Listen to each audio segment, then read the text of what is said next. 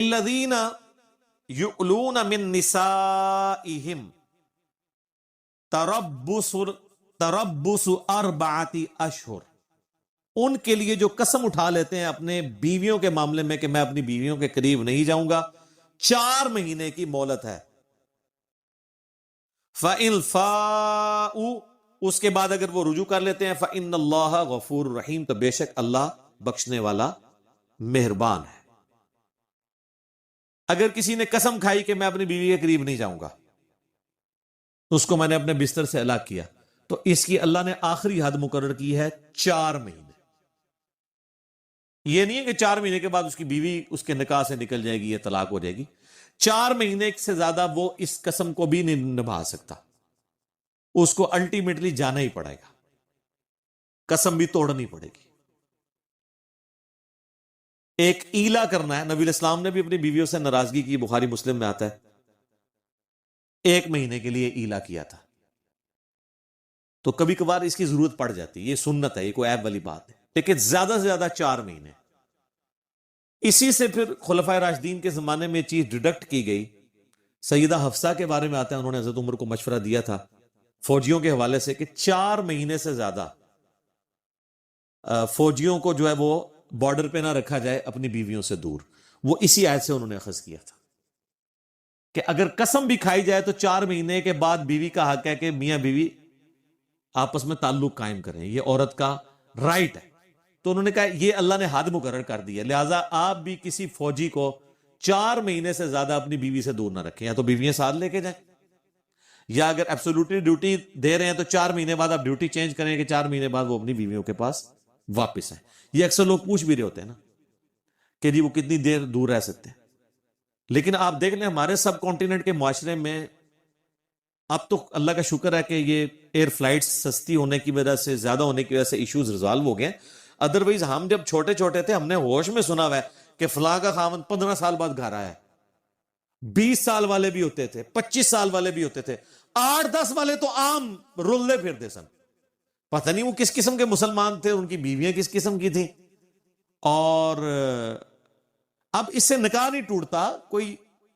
لیکن یہ برائی کا دروازہ کھولتا ہے۔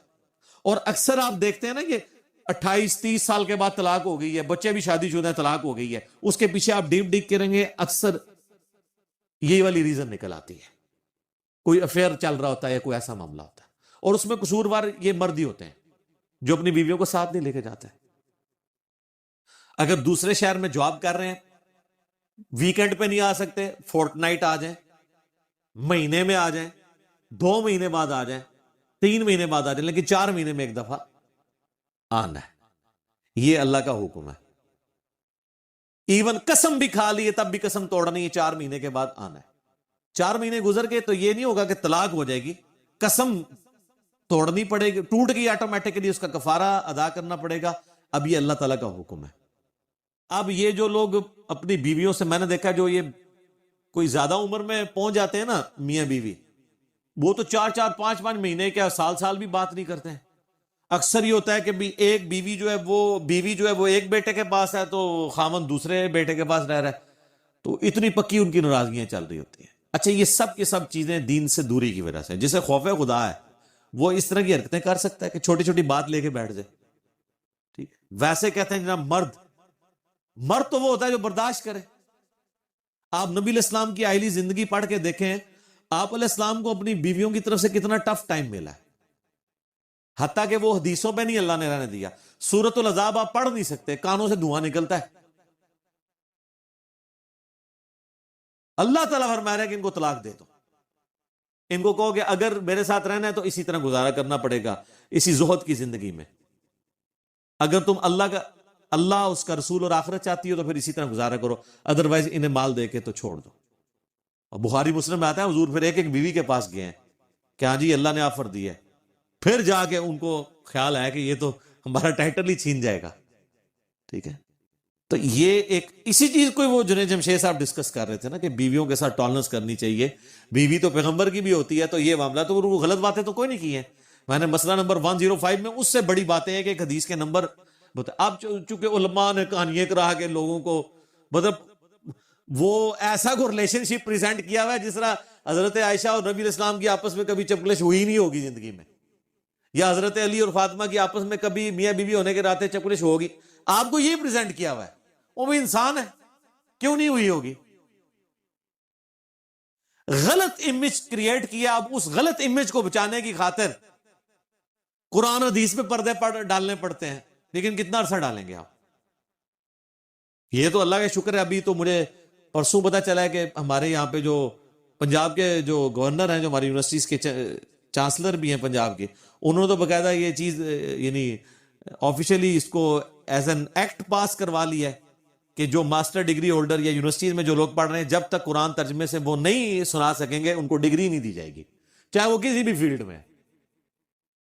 تو پھر تو یہ ساری باتیں آپ کو سیکھنی پڑیں گی نا، اب تو سیکھنی پڑیں گی۔ اور لوگ کئی کہہ رہے ہیں جناب یہ کتنی سخت زیادتی کر دی ہے جی انہوں نے۔ یار جو بندہ بیچلر ڈگری میں پہنچا ہوا ہے وہ قرآن اردو میں ترجمے کے ساتھ نہیں پڑھ سکتا، اور عربی موٹی سی نہیں سیکھ سکتا، آپ کو بہت دقیق عربی سیکھنے کی ضرورت ہی نہیں ہے۔ جس طرح ہم میں سے اکثریت انگلش بول نہیں سکتی لیکن سمجھتی تو ہے نا، بس اسی طریقے سے آپ عربی بول نہ سکیں، آپ کو قواعد نہ پتا ہو، تھوڑی سی آپ ایفرٹ پٹ کریں، قرآن کا ترجمہ آپ آرام سے کر سکتے ہیں، سمجھ آ جاتی ہے۔ قرآن کی عربی تو چند الفاظ کے گرد گھومتی ہے، ہاں جو حدیثوں کی عربی ہے وہ پیور لٹریچر کی اس اعتبار سے مشکل ہے۔ قرآن چونکہ اللہ نے آسان ہے تو وہ اسی کے گرد گھومتا ہے، آپ دیکھتے ہیں بار بار آیات الفاظ ریپیٹ ہوتے ہیں۔ تو 4 مہینے سے زیادہ نہیں رہنا، اور پھر اگر 4 مہینے کے بعد بھی رہنا ہے تو پھر وہ اللہ ذکر کر رہا ہے وہ ان عزم الطلاق، اگر تم نے طلاق کا ارادہ کر دیا ہے، ٹھیک ہے، فإن اللہ سمیع علیم، تو بے شک اللہ تعالیٰ سننے والا جاننے والا ہے۔ تو یہ ایک ایکسیپشن ہو سکتی ہے کہ 4 مہینے کے بعد تم مزید کرنا چاہتے ہو، پھر طلاق کا معاملہ کرو، تاکہ وہ عورت آزاد ہو، کسی اور خامد سے شادی کرنا چاہتی ہے، بنانا چاہتی ہے کسی کو تو بنا لے، ٹھیک ہے۔ اب اس کو یہ تو نہیں ہے کہ اپنے ساتھ باندھ کے رکھنا ہے، تم نے لٹکا کے رکھنا، یہ کام نہیں کرنا۔